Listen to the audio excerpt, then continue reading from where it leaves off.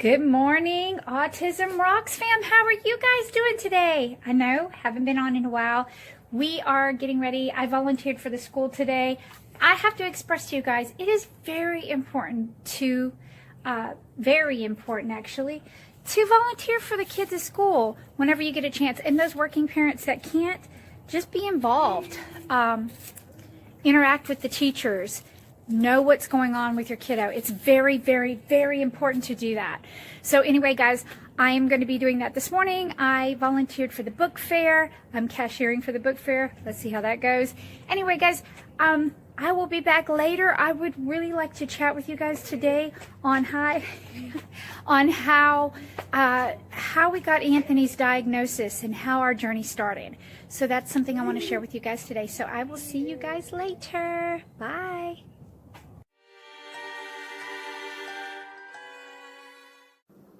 Hi guys, how are you doing? Hi y'all. Hi friends. Okay, oh my goodness. Hi AutismRockz family, how are you doing today? Well, it's okay, I just gotta be honest with you guys.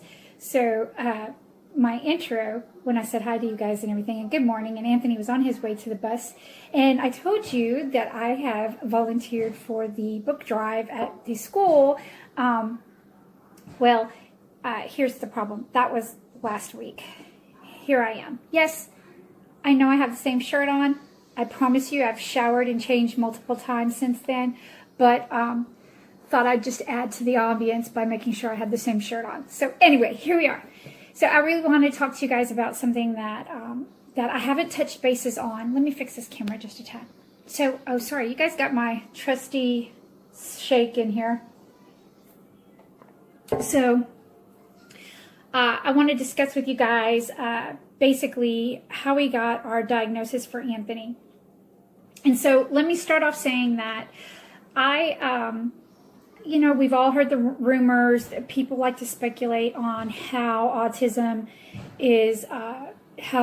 comes about. Is it vaccines? Is it this? Is it that? I mean, we've all have questions. There hasn't been a definitive answer on how all this is coming about in our world these days, but I can tell you this, and this is just my personal opinion, it doesn't even matter to me anymore. Not at this point. What matters to me now is how to help Anthony live a productive life and how to help him be the best he can be. And that's all I worry about right now. So let me start off by telling you how this all started. I can honestly say that we knew, or I felt that I knew something wasn't quite right when Anthony was actually an infant. You cradle your child and you hold your child and they look at you and they coo and they smile and they respond to you. Anthony would smile and laugh, but when you would hold him and you would look into his face, he would always turn his head. It never mattered, where we were at, he was always turning his head. And, I always would wonder why he wouldn't look at me. So that was probably my first marker, my first glitch of something might be a little bit different with Anthony. So as time passed, as the whole infant stage passes, that first year, little odd things were happening where we would notice that Anthony he wouldn't respond to his name as far as, like, I could walk behind him and hit pots and pans together and he wouldn't even flinch. But yet, if he heard Thomas the Train or a cartoon, whatever cartoon it was that was making his agenda of the week, if he heard that across the house, he would crawl as fast as he could to get there so he could go, see it. So that was strange. So, of course, just like any other parent, we did what a parent does. We took him to have his ears checked. We took him to, hearing and, just all those things, you take them to go see. And there was nothing wrong with his hearing. By that second year, by, 12 months and over, little things I would notice would be he wasn't attempting to talk. he wouldn't mimic back Picky-Boo or Patty Cake, or he just didn't respond to those things. And I want to say that 12, for a good 6 months, from 12 months to say 18 months, I knew, I had an inclination he had autism. He would line things up. Meltdowns were a daily thing. It was to the point to where I barely left the house. And I was so overwhelmed and so stressed out. And he would say a few words, and then gradually he would lose those words. And then it got to the point to where, and you hear all the boys are slower than girls, give it time. But I already have I have a son, and he's, my oldest son is 23 now. So I've been there before and done it, and I know that boys can be a little bit behind sometimes, depending. But this was different. So at 18 months, actually about 17 months, I called somebody that I had known down in the allergy department down at Texas Children's, and I told her, I expressed my worries, and I told her I thought something wasn't quite right, and I felt that, what do I do? What steps do I need to take?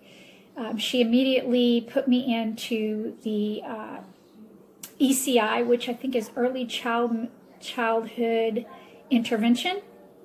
And they came to our house, and immediately they couldn't diagnose because that's not what they're for. But they immediately saw that I had a problem with his speech and some motor skills. So we directly started with 4 days a week speech therapy at the house. And during that time, I was on the waiting list for Texas Children's Autism Center. So we got him on that list, and we were seen. I expressed to my pediatrician what was going on, and she thought it was a great idea that I got him down there. And we went down there, and by the time I think the process took from 18 months to 24 months, and by the time we were all done, it had been, I think it was like an 18 to 22 month period, from calling to make an appointment, getting the actual appointment in, and getting the testing done, and then them actually releasing the diagnosis to me. So he, by 22 months, he was actually diagnosed, and we went from there. And that kept us on with ECI. They were still coming to the house. He was still young enough, and then we had occupational therapy too, which I eventually ended up doing occupational therapy at Texas Children's at a different location. So we were getting speech at home, occupational therapy at Texas Children's in a different location, and we were doing that for a while.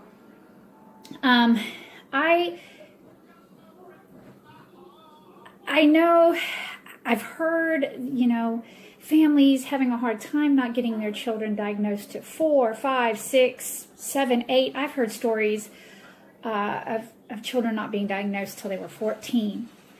I guess there are many reasons, but I can tell you that I can't express to you how important it is. If you feel that pull in your gut that something isn't quite right, it's important that you ask questions. And if you are not comfortable with the answers you're getting from your pediatrician, go to another one. Go to another one. It's important. It's important. It's important because the earlier that these children get the help that they need with their diagnosis and getting, their speech therapy, their occupational therapy, whatever therapies that are needed, all the help they need that early. They need that early because they are sponges when they're kids. They're sponges, and they need that help.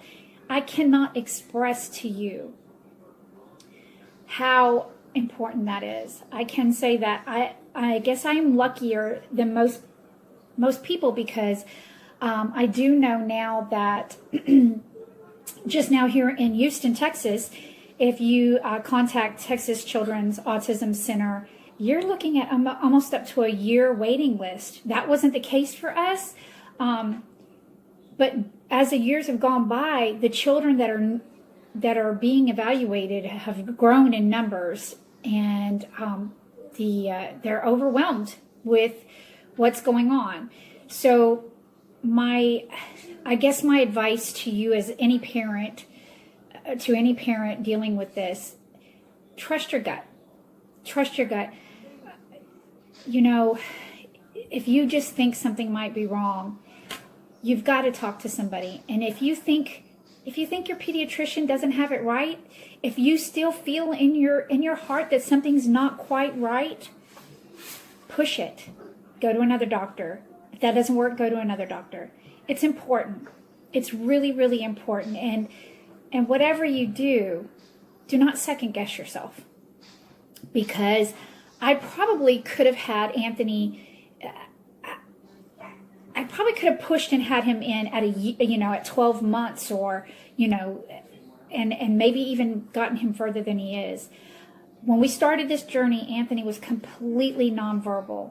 And he has now had, he'll be 7 December 1st, so he has now had 5.5 years of speech therapy, and we had some stuff with occupational therapy. It turned out I ended up studying occupational therapy so that I could give him his needs here at home on a constant basis and not just, that 45 minutes, whenever they were available. So these things are important. And it's also important as a parent to learn as much as you can.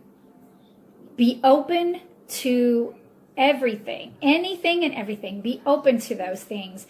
And always remember that there are so many of us parents out there, so many of us other families out there that are here for you.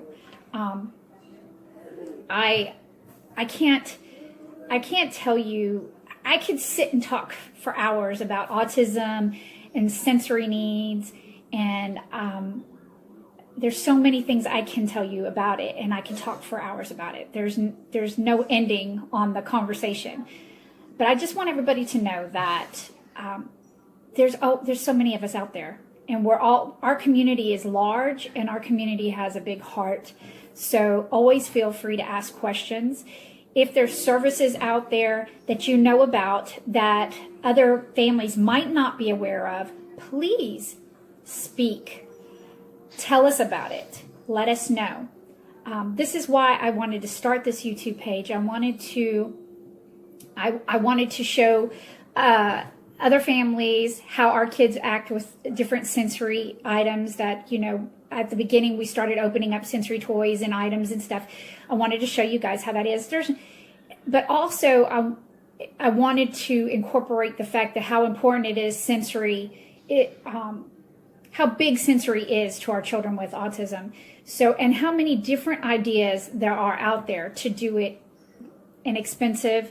There are families out there that can't afford $200 swings. There's families out there that might not be able to afford that ABA therapy because your insurance doesn't cover it. There's things that we can do. And if we all come together as a community and we give our ideas and our thoughts and what helped us, we might be helping that next family. And it might be only one family that I help by talking to everybody and giving my ideas and showing you guys what's going on. It might just be one family. But at the end of the day, I'm happy because I gave some help to that one family.